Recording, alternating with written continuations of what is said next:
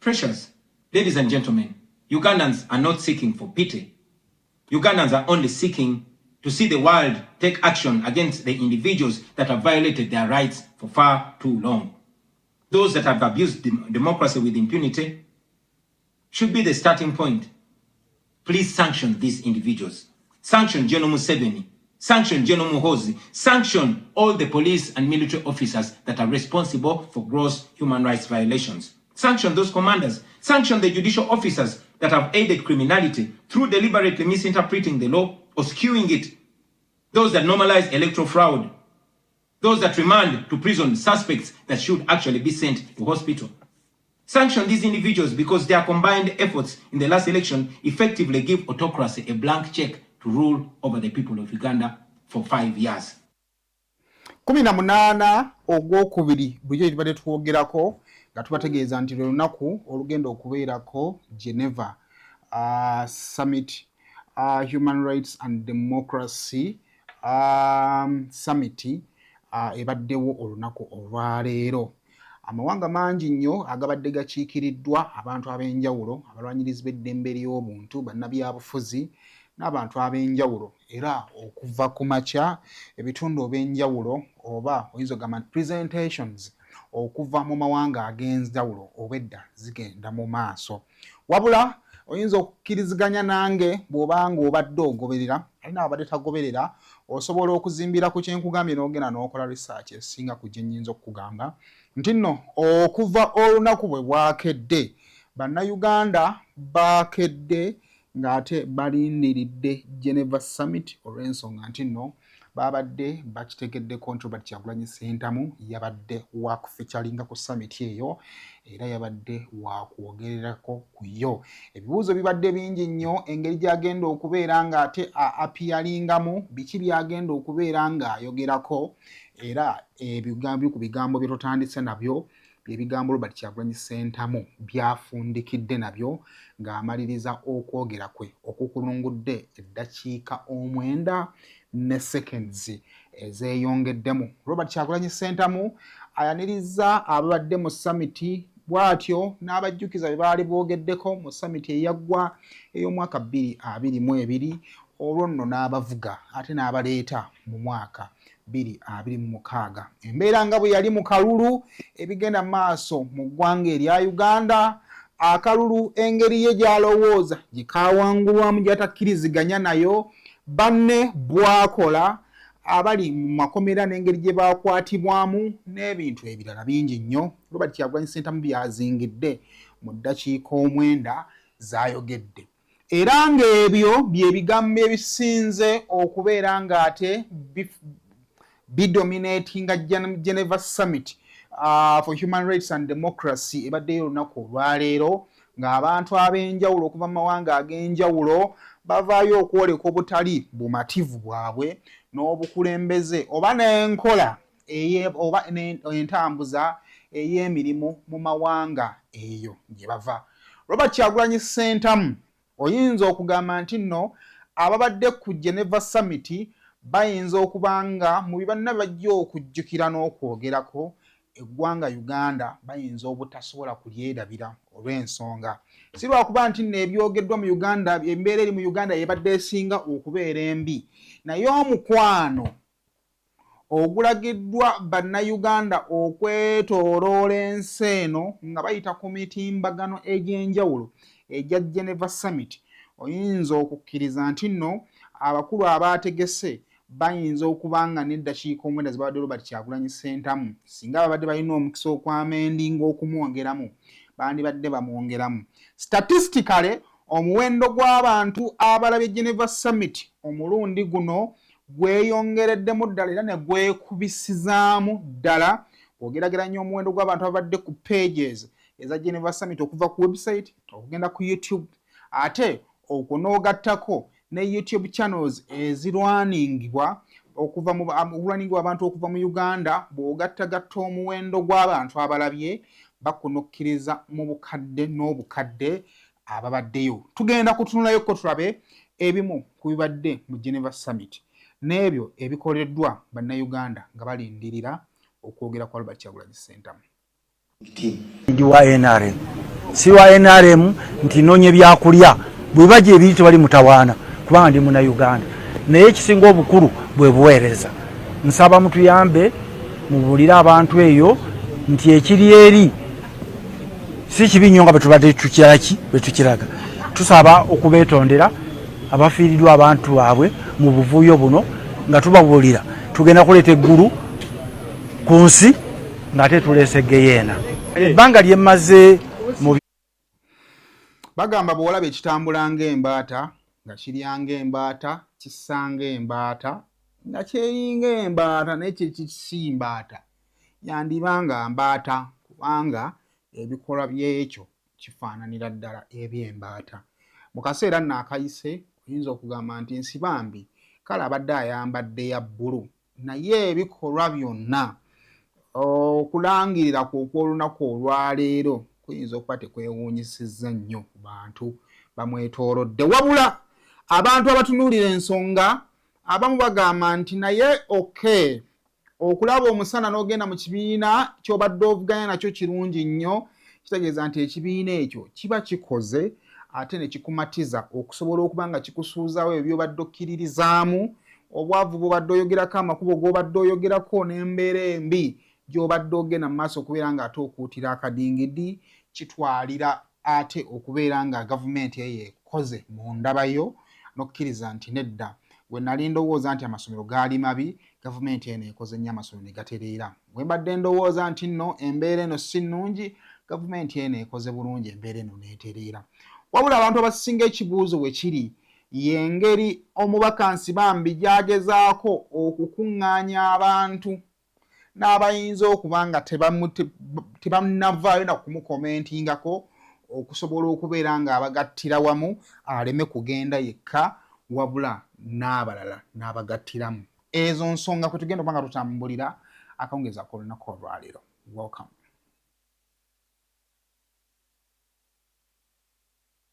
Millennial Logistics and Outsourcing be bannoggwa omusuubuzi ali e Uganda ng'oyagala okutumya emmaali okuva e China ekutuukeko ku mulyango. Aba Millennial Logistics and Outsourcing bakuguliza emmaali okuva e China nga ne bw'oba oyagala kugula butereevu okuva ku kkolero gw'oyogera bwogezi ky'oyagala nga bo banyeenya ngobero. Emmaali ne bw'eba ejjira ku nnyonyi oba ku mazzi bo bagitikka ate nno ne bagituusa nga nnamba ne bakwewaza okuyombera enkolo. Bano bw'obakwasa emmaali yo oba obakwasizza kibyago serengeta mu Nkulubagga kubanga ekuumwa bulungi okuva gy'eva okutuuka gy'eraga. Ennamba z'essimu zino bw'ozikoonako onooba weewonyezza embeera ya kirazamwoyo ng'ebbwa eridda mu nkovu.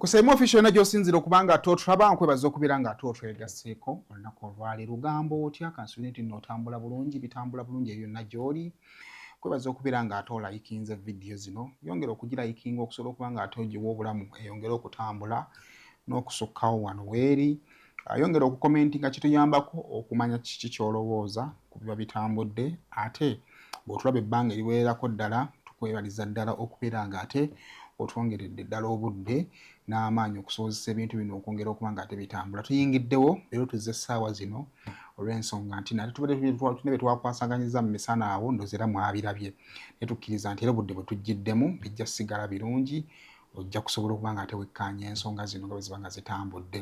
Kale munzikirize nzirimu bajjukiza bannaffe aba Trinity Love ssomero lisangibwa awo Nyanama mu junction y'Enyanama lino lidda ku Star lino lidda ku Freedom Star lidda Zana waliwo lidde wanku ku mukono gwo ogwa ddyo ng'ogenda okuba nga otusanga ku Trinity Love leeta omwana wo tumusomese tukyagenda dda maaso kubanga tuwandiisa abaana kifo kirungi nnyo abazadde nalamu abali mu diaspora onoonya ekifo osobola okuteeka omwana wasome abantu bwe wawa omwana baweereza ssente naye omwana tebatojjayo value ku ssente zo otuwe ku Trinity Love tujja sobola okuba nga tumusomeseza ddala bulungi. Rosemary Beddings webali awo e Kasubi bakutegeeza nno gw'oyagala okugula ebintu eby'omu kisenge nti webali balina package z'abaana badda ku masomero ku mitwalo 15 n'emitwalo 11 balina package ezammwe abantu abakulu ze ziva ku mitwalo 30 n'okwambuka waggulu omwono mubaamu buli kimu amifaliso masuuka duvets oba blanketi n'ebirala bingi nnyo osobola ddala okuba nga ate obifuna. Kale bakube ku namba zaabwe ez'essimu ebisingawo osobole ddala okubeera nga ate obitegeera. Nkwaniriza n'olunaku olwaleero. Olunaku olwaleero bannayuganda ddala bakkiriza mu Robert Kyagulanyi Ssentamu amaaso gabasiibye ku mikutu emitimbagano okusobola okubeera nga ate babeerawo ng'abajulizi okusobola okuba nga ate balaba obubaka bwa Robert Kyagulanyi Ssentamu bw'abadde alina okuba nga ataawa ensi naddala mu lukuŋŋaana luno olunene olwa Geneva Summit for Human Rights and Democracy. Nakutegeeza luli mu show ze tubadde tugenda mu maaso okuba nga tukola ti summit eno yateebwawo bannakyewa okusobola okuba nga ate bapreemptinga ate olukiiko olunene olwa UN olwa Human Rights Council. Olwo nakutegeeza tugenda kuba nga nakuza omwezi 21 tugenda kuzomeza 23 luvuge paka nga 31 omwezi ogwa March. Kakati bana ba Geneva Summit for Human Rights and Democracy ensonga ze baraisinze babagezaako kukyokooza abagenda okuba nga batuula mu lukiiko oluyitibwa bannaffe ba UN osanga okubyogerako. Era bw'otuula mu bimu bifaananyi by'ebibaddeyo abantu obedda bajja n'obujulizi obukwatwako okusobola okulaba kiddala kituufu kiki ekigenda mu maaso ku ground gye bazaalibwa. Abamu tebaakomye n'okwo ne beetikka ne boyinza okuyita abajulizi abo abakoseddwa ebyo ebyogerwako. Abamu bedda bajja na bifaananyi, abalala bedda bajja na bifaananyi by'abakulembeze abo balowooza nti babasanyusa. Oyinza okuba dde olowooza nti ewamu abantu bakambwe. Waliwo omukyala gwendabye yazze n'ekifaananyi ky'omukulembeze waataba yatola kamini oyo abawasiriya bw'ataba oyo akutte ekifaananyi kino kiyuza n'akikola n'akiyuza. So abamu ewaabwe bate banyiivu nnyo but ekyo lwaki nkigezezza kukigamba ngezaako okuzimbira what exactly happens in the Geneva Summit for Human Rights and Democracy. Kuva ku makya obedde ekyo kyekigenda mu maaso but ffe nga bannayuganda of course ekigendererwa kyaffe obwedda kitunuulidde Robert Kyagulanyi Ssentamu ate n'engeri gy'agenda okuba nga ate addressinga mu summit eno. Kale nakutegeeza guno si gwe mulundi ogusoose. Mwaka gwa 2022 yayogerera mu summit eyo kwolwo yaliyo mu buntu. Ku mulundi guno teyasobodde kubanga ajja abeerayo wabula yalikodinze obubaka obwo ne buproducingibwa nga butuukaga n'ebifaananyi okusobola okutuusa obubaka ng'abalala obwedda bwe bakoze. So obwedda buli kimu kyayogerako obwedda kiri backed by ebifaananyi ebyo bwedda byayogerako. Obwedda bw'ayogera ku tweet eyo nga bagiteekako ku kifaananyi. Obwedda bw'ayogera ku kusibwa nga n'oyo eyasibwa ateekebwawo mu kifaananyi. So Geneva Summit for Human Rights and Democracy, it is more of kyoyogerako toyogera bigambo bugambo wabula kikube ku mmeeza. Bw'oba oyogera ku ba victims abaakosebwa bw'oba nga badde olina obusobozi bw'okubeetikka batuweeyo 1 or 2 abantu balabe kyoyogerako kyekyo. So vidiyo eyo eya Robert Kyagulanyi Ssentamu bedda gyayogera badde erina amaloboozi amwogere nga eri captioned wansi ate ng'era eteereddwako ebifaananyi okusobolera ddala okugirayo ddala amakulu ag'ekyo ekyogerwako. Nga sinagenda mu vidiyo eyo njagala kati tutandikire wano. Bannayuganda, how did Uganda overshine the rest of the countries? Bw'ogenda ku mukutu omutongole ogwa Geneva Summit obwedda gulina abantu abatambula wakati w'2,000 ku 3,000 ogw'abantu abalaba. Naye tugezezzaako okuba nga tutunula mu comments, mu live comments ne recorded comments oba comments eziteekebwako or comments live ezibeerawo within the live feed, then olwo ne comments eziteekebwako ezetusinga okulaba kati saa zino zosobola nga accessinga. Bw'ogenda mu comments ezo oyigenda kusanga nga 90% of the people ababadde mu comment section babadde bava mu Uganda. That's kyengezaako okusiigira nti no bannayuganda siyinza obutannyonnyola what exactly kye babadde basuubira mu summit eno, naye oyinza ogamba nti anticipation ne expectations zaabwe zibadde waggulu. Now visibly ntandikidde comment section. Bw'otula mu comment section eno, this is talking about Kyagulanyi, this one is talking about Kyagulanyi. This one is talking about Kyagulanyi. This is talking about president, which is Uganda, Kyagulanyi. No, page emu, mpa eyokubiri. Kyagulanyi, Uganda. Pa endala. Ojja kulabanga bannayuganda sina musiraba mu comment ndala. Ebyo byenkugamba osobola okugenda ku page ya Geneva Summit right now. Nosobola okubanga ate okikola okiraba. So, bannayuganda wadde nga mawanga amalala bagyetegekera nnyo ne bajja n'ebintu bingi nnyo naddala ng'obujulizi okusobola okubanga ate baanika abakulembeze baabwe mu bitundu byabwe. Bannayuganda bayinza okubanga ku ekyo bo kye basinza okubanga babasingako nti ate ne mu buliwo babaddewo okusobola okubanga bagatta eddoboozi ku oyo gwe bakkiririzaamu naddala ab'ekibiina kya NUP nti ng'avudde ku Kyagulanyi ebigambo byategese okubanga apresentinga mu Geneva Summit ne bannayuganda bennyini abakkiririza mu struggle ye bamwegasseeko ku mitimbagano mu comments mu buliwo okusobola okubanga bagatta eddoboozi lyabwe osanga kubanga kutegeezezzaako nti this summit teyina nnyo kyamaanyi mu applicability wabula yateekebwa oba yakiikibwa bannaffe aba UN aba NGOs zaagikiika UN nti weba egenda kutegeka eyaayo eya United Nations Human Rights Council ebigambo ebifubutuka wano bisobola okuforsingibwa okuteekebwa kwa agenda ey'ebyo ebyogerwako.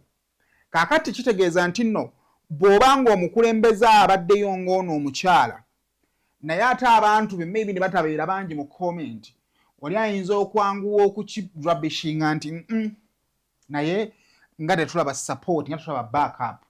Kaakati indirectly oba directly abakkiririza mu Robert Kyagulanyi Ssentamu kye bakoze okubeerayo mu comment section nga bw'ogenda n'okebera bwe bati ebigambo byabwe either ebyobuwagizi oba ebicomplimenting oba ebigatta ku ebyo byagenda mu maaso kubanga ayogerako birabikira mu comment section. Oyinza okugamba nti nno kiyinza okuyambako okutuukiriza ekigendererwa kya summit eyo osanga banaagenda okutuula mu kakiko ka UN Human Rights Council banakikonsengera bagamba nti naye what is exactly happening in Uganda maybe ne bakuba mu torch okulaba oba ebyogerwako bituufu oba bigwanidde okuweebwa obudde oba tebigwanidde. So awo nga tuvuddewo bw'ogenda ku mikutu egy'enjawulo egiraba okusinziira ku nze ndabyeko ku before nga tannajja kutandika kwogera streams z'abannayuganda bera zirwaningira wakati w'15 ku 7 bw'atandise okwogera on time stream ne zambuka ne zirwingira ku 7 paka mu 1.5. Bw'ogenda mu videos sawa zino ezimaze okugwa because stream yawedde dda bw'olaba abantu aba streamings speech ya Robert Kyagulanyi Ssentamu mu Geneva Summit ziri wakati w'50,000 n'akakadde okusinziira ku platform ey'enjawulo stream eno kwebadde egina maaso kena nga ate streamingira. I guess muyinza mbadde mumulabye in bits. Njagala mbowe eddakiika zino 9 nga bwe zibadde nja kujja nnojjolemuko ku bumu then ogirabe. I spoke about a country that I call home, Uganda, a nation of 50 million people living under the violent military dictatorship of General Museveni, who has for 40 years twisted the law and used the military to stay in power. I told you of how I ran for president against him in 2021, how it was the most violent political campaign yet, and how he massacred hundreds of our people on the 18th and 19th of November 2020. How he shut down the internet on the eve of the election, imprisoned me inside my home for weeks, and then declared himself winner of the 2021 presidential election. Now, it is 2026, and here I am again, speaking to you at the Geneva Summit. Nothing has changed for the better, only going from bad to worse. Despite what happened in 2021, we were driven by hope to give it another try. So in 2025, I announced that I was running for president again. For 112 days, I traveled across the country campaigning, and the population turned up overwhelmingly. Yet again, our campaigns were violently attacked, our supporters were murdered, we were blocked from reaching many places, and were also blocked from several media stations. As usual, Museveni shut down the internet again, this time 3 days to the election. And what happened thereafter was not an election, but a military operation. The election was so rigged to the point that even at the polling station where Museveni voted for, he got much more votes than the actual registered voters in the register. Our polling agents in several places were arrested and whisked away. Several of our party officials were arrested and many abducted. 2 female deputy presidents of our political party were abducted and held incommunicado in a military barracks for 3 weeks before being thrown into a prison where they are languishing right at this moment. The military was deployed on our streets, shooting on spot whoever dared to challenge the criminality. It was under these circumstances that Museveni yet again declared himself winner of the election, this time with over 70% of the vote.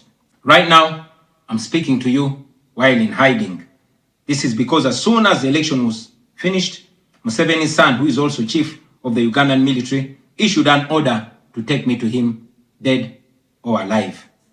The military acted on his order and raided my home. They tortured my family members, humiliated and undressed my wife, accusing her of hiding me. Meanwhile, they were recording and taking pictures of her, which the military chief later on shared on Twitter and bragged about capturing my wife. They also took over my home and surrounded it, and they are occupying my home as we speak right now. My wife and children had to flee the country for fear of their lives. I am in hiding, but I don't want to be in hiding. It was necessary though, so I can stay alive and be able to speak to you right now. I've said it before and I say it again, that I'll resurface at the right time in my country. I feel like the international community has abandoned us. They've ignored us and they've left us to the fate of dictators. When I ran for president in 2021, Museveni and his thugs denied their crimes. They killed our people and denied it. They tortured people and denied it. They raided our houses and denied it. General Museveni has been a smart dictator because he puts on a suit, goes to the West and to the UN, speaks very nicely about democracy and human rights, but realistically, he does not mean any of those. He talks about our so-called Human Rights Commission in Uganda, but the same person closed the UN Human Rights Office in Uganda 2 years ago because they dared to question him about his atrocities. Now that is how he has been able to maintain a facade of democracy for 40 years and counting. But now Museveni is 83 years old, and his 51-year-old son, Muhoozi Kaweddemu, commands our military, the Uganda People's Defense Forces, more like Uganda's defense against his own people. And he's effectively in charge. Unlike his father, Muhoozi does not play the role of a good dictator. He openly and shamelessly says despicable things on social media. On Twitter, he openly confesses and brags about committing atrocities against the people of Uganda. When he was summoned by Parliament, he called Parliament a house of clowns and fools, and he threatened to arrest all of them. He describes judges of the Supreme Court of Uganda as clowns in wigs, and he has threatened to crush all journalists that dare to criticize his actions. In April last year, he abducted, detained, and tortured my close friend and bodyguard called Eddie Sebufu, also known as Eddie Mutwe.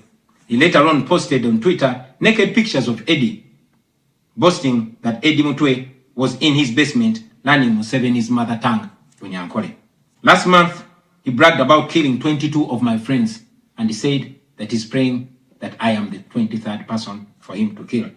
In other words, Museveni and his son no longer fear international retaliation for their crimes. They've been so emboldened by your lack of action. They know that they can murder their own people, imprison them, torture them, remove their fingernails, push needles down their testicles, and nothing will happen to them. Now, they're using rape as a weapon. Boys and girls, men and women, people of all ages have reported being sexually assaulted by Muhoozi's military. And it's not rare. The majority of the people that they capture and unlawfully imprison have reported being raped, whether men or women. It is no longer possible, ladies and gentlemen, for the international community to deny Museveni's violence and atrocities. It's all over social media. And today, I am talking about it to you. Now, this is our call to action. The way I see it, if the international community continues to be complacent, then Uganda will go from bad to worse. Museveni and his son's military will massacre many more innocent Ugandans. You, ladies and gentlemen, in the Western world, will be forced to grapple with millions of Ugandan refugees pouring into your countries. And maybe then, the international community will come and commiserate with the people of Uganda, just like they did after the genocide in Rwanda, but it was too late. The second option is that the international community rises to the occasion. You stand by the values that you profess, democracy and human rights. You can rein in on General Museveni and his son through targeted sanctions as well as financial and legal pressures. Ladies and gentlemen, Ugandans are not seeking for pity. Ugandans are only seeking to see the world take action against the individuals that have violated their rights for far too long. Those that have abused democracy with impunity should be the starting point. Please sanction these individuals. Sanction General Museveni. Sanction General Muhoozi. Sanction all the police and military officers that are responsible for gross human rights violations. Sanction those commanders. Sanction the judicial officers that have aided criminality through deliberately misinterpreting the law or skewing it. Those that normalize electoral fraud. Those that remand to prison suspects that should actually be sent to hospital. Sanction these individuals because their combined efforts in the last election effectively give autocracy a blank check to rule over the people of Uganda for 5 years. We call upon the international community to treat General Museveni exactly how they treated Idi Amin, because Idi Amin did what he did to Ugandans for only 8 years. Museveni has done much worse to the people of Uganda, and it has been for 40 years and counting. Because of the inaction of the international community, Museveni's mode of dictatorship and human rights violations is being seen as acceptable in the region, and it must be stopped before it is exported to other countries in the region and in the continent. We ask the international community not to recognize Museveni's regime because it is not legitimate.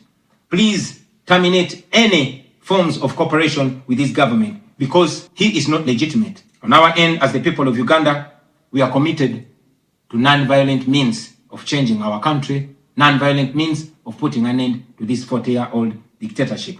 And you can be sure that the people of Uganda will sooner or later free themselves, because oppressed people cannot stay oppressed forever.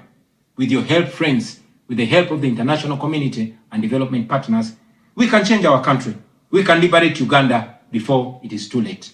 I thank you for listening to me, for God and my country. In a nutshell, oyinza okugamba nti nno speech ya Kyagulanyi ebadde challenging speech more so eri to the Western world. Omanya abazungu abeefuula bannampiyo bbiri, sayidi eno gye bali ne sayidi eno gye bali. Kyova olaba nti ojja kusanga nti minisita bali omu nsi bw'avaayo okwadressinga eggwanga ku ebyo ebyaliwo ku European Parliament, bwe baavaayo ne bavumirira engeri akalulu ka Uganda gye kaatambuzibwamu, bwe yali amaliriza yavaayo ng'agamba nti nno ffe ne European Union tetulina buzibu era bizinensi ekyalwaninga nga bweri. Era bw'oddayo mu Parliament ya Bulaaya bwe baali batudde, mu some of the conclusions ze baakola, wadde nga baamaliriza kubanga bayisiza resolutions okugamba gavumenti ya Uganda okuta abasibe n'ebifaanaganako bwe bityo, neera baasigala bagamba nti nno abagenda kusigala nga batambuza bizinensi bakyakolagana n'eggwanga erya Uganda mu bintu ebyenjawulo. Kati it is a bit challenging eri abo naddala. Omanye ebiseera ebisinga abaddugavu basobola okutambuza ebintu byabwe nga bwe bandyagadde. They know very well engeri y'okutambuzaamu ebintu byabwe, naye abazungu gye bakoma okubeera nga ate balaga nti they can do something, kati gundi eno eba challenginga If you can really do something, then we are looking at you. Our eyes are open. Tulindiridde twagala kubanga tulaba. Nenga bwenzi tutegeezezza nti this summit eyinza okubanga it is a mock.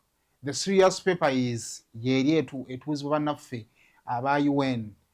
Tejjukiranga UN representative babeera balondebwa babeera nominated ne bakola emyaka gibeera 3. So abantu nga Robert Kyagulanyi Ssentamu kibeera kizibu okukiikayo. However, abakiise okuva mu mawanga ag'enjawulo singa balabye badde mu Geneva Human Rights and Democracy Summit osanga basobola okukwata ebintu ebyo ne babikusa ne babitwala ku agenda. So you never know. So osobola kumpa comment yo olabye otya, how was the presentation, owuliranga representing nze ekirowoozo kyo, alina kyaleseeyo, alina waalimbye, alina waasussizaamu, alina waaleseeyo. Those are some of the things that tusobola okubanga tulindirira mu comment section. Kale munzikirize naawe onveewo.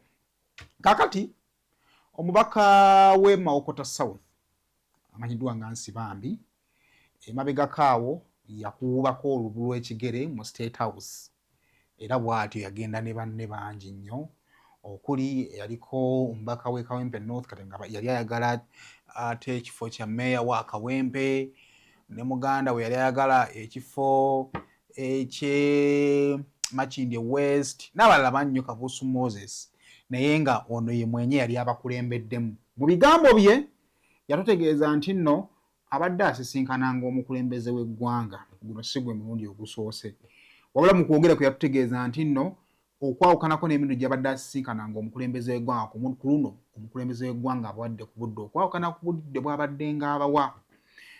Ebyo nno abamu ne bagamba nti oke okusinkana omukulembeze w'eggwanga ddembe lyo naye abantu abasinga ebirundi mingi babadde basinga kusonga ku bigambo omukulu ono byatandikanga okwogera okuva bwe yamala okusisinkana abakulu.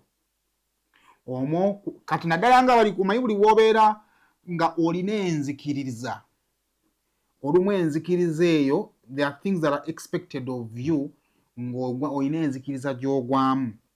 Kati oludda oluvunya gavumenti mu ggwanga lino erya Uganda abasinga despite okweyawula kwabwe ne ba rejecting ebyava mu kulonda olw'ebyo bayita bi irregularities ebyaliwo bye balowooza ebyetobekera mu kalulu so bagamba nti akalulu kayinza oba tekaali free and fair. Naye Nsibambi ate bw'avaayo ye yavaayo bw'amasinkana n'omukulembeze w'eggwanga yatandika okuwa ensonga ye z'alowooza nti nno zikakasa omukulembeze w'eggwanga nti yawangula akalulu. Okwo ate kwe yagatta ate okumaliriza nga ate alumba ebibiina ebimu ku biri ku opposition nga abirumba n'enkola zaabyo nga mwe mwali n'ekibiina ekikye mwabadde ali FDC era atutegeeza nti no FDC tesobola kugamba nti no akalulu bakabbibwa nga yalemerwa n'okuteeka ba polling agent ku polling stations ezimu era nga terina na DLR form. Kitegeeza nti FDC temanyi kituufu kyava mu kalulu negamba nti ne bwe baagenda bwe baalondera baafunanga obululu 4-2-0 tebaasukkanga waawo.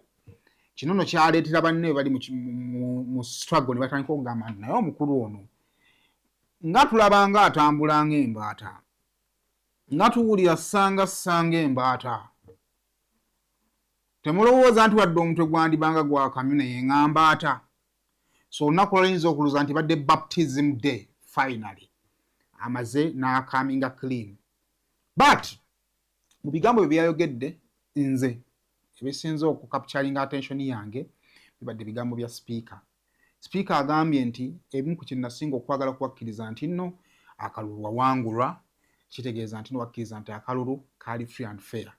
Era oyinza okuza nti ekimu ku banne ekibadde bagenda mu maaso nga bamukubamu ebituli tosobola kubanga ate gwe weegasse ku gavumenti okubeera nga ate osanitizinga ffe kye tulowooza nti nno obulyako bwajjula mu kalulu obubbi obwajjula mu kalulu ate gwe owaffe ng'olina wiipu mulamba wa kibiina kubanga yabadde akulembera ababaka ba parliament ab'ekibiina kya FDC mu parliament.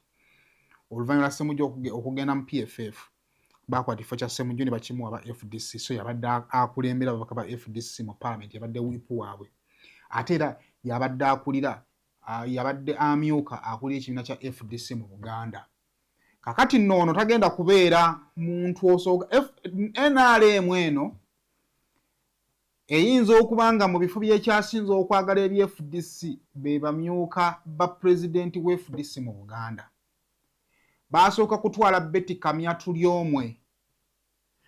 Awo nno mu kifo ekyo era wayitawo akabanga ne kigendamu w'ekitibwa Nabbosa Ssebuggwawo era ne bamuwa ekifo era naye n'agenda mu kifo ekyo eky'omumyuka wa pulezidenti w'ekibiina kya FDC mu Buganda era naye n'agenda mu kibiina kya NRM. Betty Kamyatu yagendanga minisita wa Kampala n'afuuka kuba minisita waali yali waki w'amazzi w'amayumba sijjukira bulungi n'amala n'afuuka ejijji kati yawumula yafuuka muwabuzi wa mukulembeze wa ggwanga. Oweekitiibwa Nabbosa Ssebuggwawo bamutwala nga state minister wa ICT. Kaakati nsibambye abawaakusatu mwaba abakulembeze b'ekibiina kya FDC nga babadde bali ku position ey'omumyuka waakulira ekibiina kya FDC mu Buganda ng'ekibiina kya NRM kibasomola. Mu mboozi eno nkuteereddemu clips ez'enjawulo naye nga mulimu ne clip nsibambi mwagezaako okubeera ng'ate alaga contribution ya speaker wa parliament bwe yali ng'akyali mu kibiina kya FDC era ng'agezaako okukakasa abakulu mu kibiina kya NRM nti speaker with speaker oyinza okulowooza nti NRM egenda kuva mu kifo weeri yeeyongereyo era oyinza okulowooza nti speaker ayinza okuba ali omu ku abo abasinze okuba nga bamupoloota okuba nga yeegatta ku kibiina kya NRM. That we had a free and fair election. I was very impressed when you said that you lost your seat in Maokota, but you were not cheated. There was no reading, there was no nothing. And you said... Ladies and gentlemen, in FDC then, I just want to give this testimony. I don't know whether it's fair for the right honourable speaker. She was actually in charge of our treasury and accounts, given her background.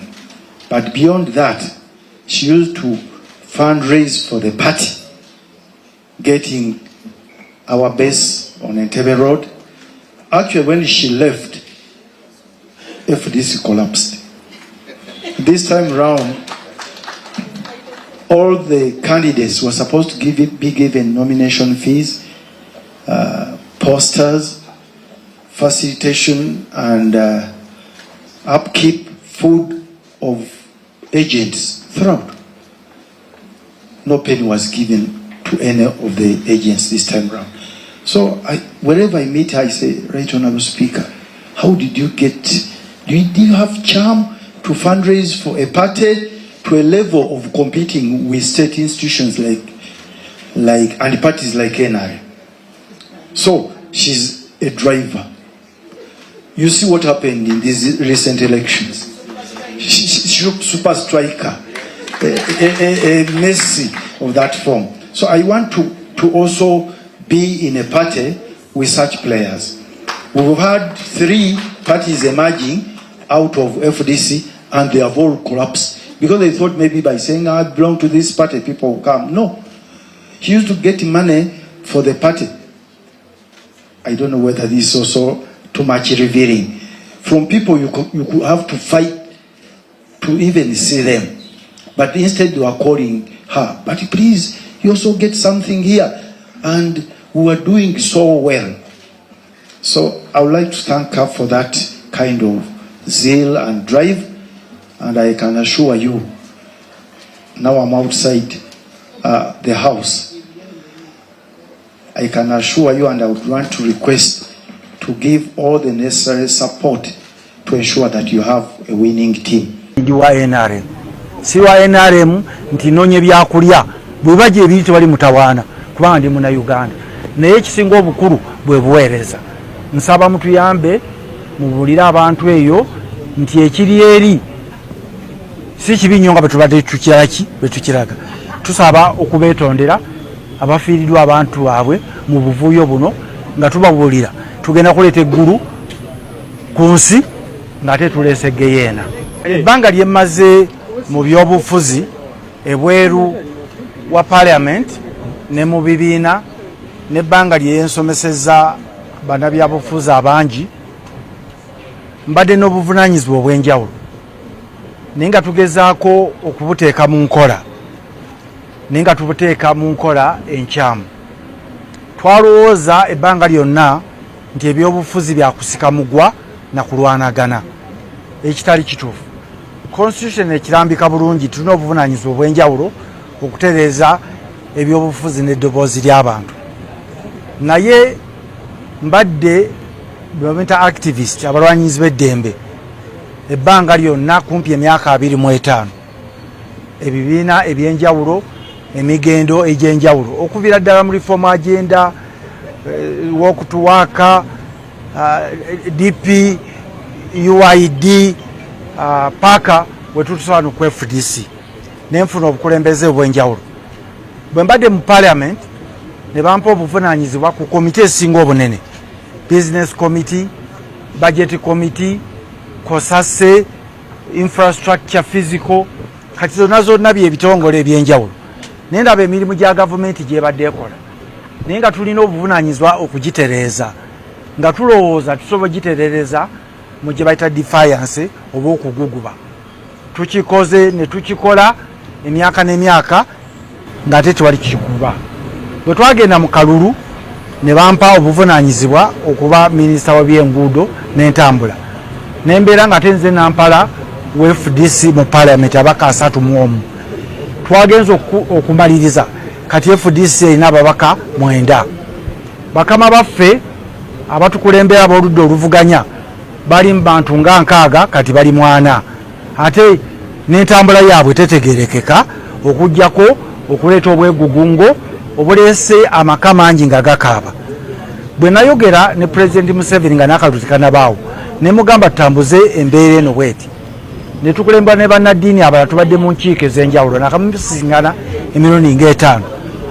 Bwe twogedde ne ndaba nti Museveni gwe nali manyi si ye Museveni oli yennyini ng'omuntu awuliriza, alina think tank, yeebuuza ekitali eno waffe twegulumiza bwegulumiza. Mbadde nsaba bannayuganda mututegeere ffe abasaze eddiiro nga bwe mukiyita ne tujjamu NRM tukkiriza nti eri tewali lyo waaka okujjako okuteeka abantu mu mbiranye ne politics oba byobufuzi ebyefitina n'enkuubiiro. Siri malayika, nze bwe banda bandiddemu olukwe mundabye nti nzize kukola nja kubagamba era nga bwe mbadde mbagamba nti abaana babasibye kakati sinda buganda tebalina bwesigwa. Batadde abaana tubayita abaana abawala n'abalenzi 34 empigi gyenva kusooka.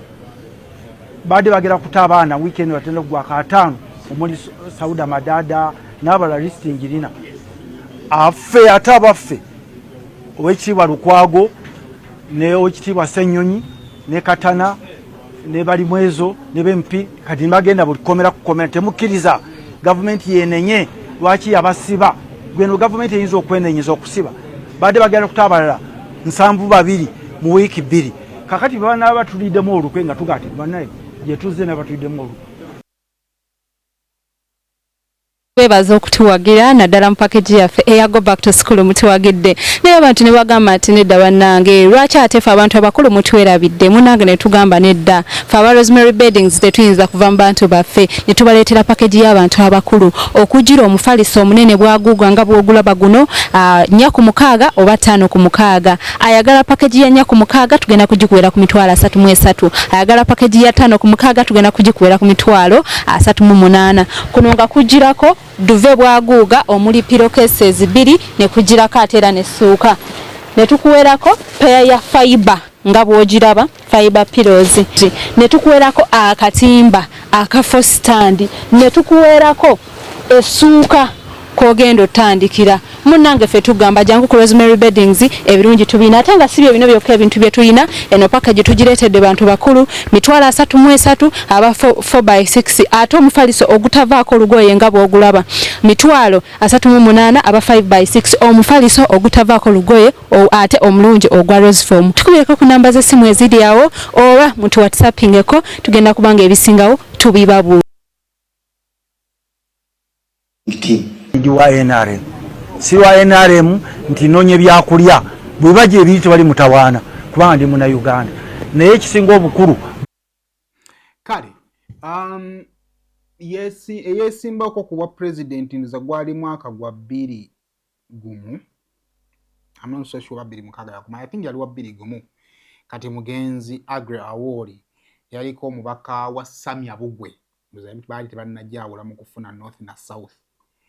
Bwe yali yegatta ku kibiina kya NRM yavayo n'agamba nti if you fail to win them, join them. Oyinza okugamba nti n'ensi bambi kye kigambo kyagenze ng'ayimba alemereddwa obba wangula era bw'atyo n'asalawo okubeera nga abeegattako. Wabula ebigambo bye bw'obyefumiintirizaamu osobola okuwa endowooza ze ez'enjawulo ku ensonga ye z'alowooza ezimuwaliriza okubeera ng'ava mu kibiina ekya-FDC ate n'ava ku ludda oluvuganya gavumenti okudda ku ludda olukolera gavumenti. Nze ndowooza nti kyetuyigamu kiri ekintu kimu nti ebintu bino ebyobufuzi omuntu wanditandise okuwagira NRM ng'okkiririzamu ebyo byekkiririzaamu si bantu baayo kubanga abantu bakyuka naye obanga okkiririza mu poliisi z'ekibiina kya NRM abantu ne bwe bakyuka gw'osigala okyagoba ebyo ebigendererwa by'ekibiina kya NRM. NRM mu kalulu kano yajjanduza ne 5-point programs kweyagala okusinziira okukulaakulanya bannayuganda. Kati gwe bw'otandika okufa ku mize gy'abantu abamu b'olowooza nti batambuza bulungi emirimu naye nga NRM erina programs zaayo 5 ze yateekawo omaliriza okoze ensobi. Kakati ne opposition bwe kyandibadde abantu abajja ku ludda oluvuganya gavumenti bandibadde bategeera okubeera ku ludda oluvuganya gavumenti kiki ky'oboonoonya. Yes, waliwo ebintu ebimu by'oyinza okugamba nti nno biyambako naye si by'oboonoonya. A joint opposition speeding up okutwala obukulembeze naddala okubujja ku gavumenti okubuzza ku lubadde olwo oluvuganya gavumenti. Naye okwegatta ku opposition tekuggyako gavumenti kiyambako. Kitegeeza nti nno opposition bw'eba teyeegasse eyo ogwo omukisa gw'okuyambako okwanguyiriza enkyukakyuka muba mugusubiddwa. Naye tekitegeeza nti enkyukakyuka eba tejja kufunika. Ekyokubiri, bwe wali ojja mu opposition ensonga ki ezaakuleeta ndowooza ekyo abalonzi mulina kyebuuzanga. Omuntu oyo ali ku ludda oluvuganya gavumenti alina ensonga ezikwatwako ezitayuyizibwa. Nze bwe mba nga salima ekintwala ku opposition bbula lya mirimu. Singa oddamu n'ondaba ku sayidi ya gavumenti abantu emirimu gye nali njogerako tekiddaddamu kulabikako. Oyinza okutandika okudawutinga ebigambo bye nali nga nkugamba nti banna gavumenti eno etulemesezza abavubuka tusomye buli mwaka university zifumya abaana basoma mu 10,000 naye emirimu egiriwo giri mu 3,000 kitegeeza abaana 7,000 be basigala ku street nga tebalina kyakukola. N'entuuka okusala okudda ku gavumenti ng'era ekintu ekyo tekiteerezeddwa kirekawo ebibuuzo bingi. But byonna bisigala biririmu ayogera ku service delivery. Kati fe amaaso gaffe tulina gazzaawo tulabe what might be his next move. Waliwo enkuwadde abantu abasinga bonna abadde basala okuva mu kibiina kya FDC babadde bafuna ebifo ku sayidi ya NRM. Waliwo n'omukyala excuse me nga Mama Mamira naye bwe yasala yafuna ekifo era ne kati saazi n'akyali minisita mu gavumenti ya NRM. So si ye muntu asoose okusala atobeere eyo n'onnyika omutima n'ogamba ye maama ono atuvuddemu. Bw'otunula ebyobufuzi bya Uganda okuva mu mwaka gwa 2 gumu abantu abengi babadde nga bakyuka nga bava mu opposition nga batandika okukola ne gavumenti.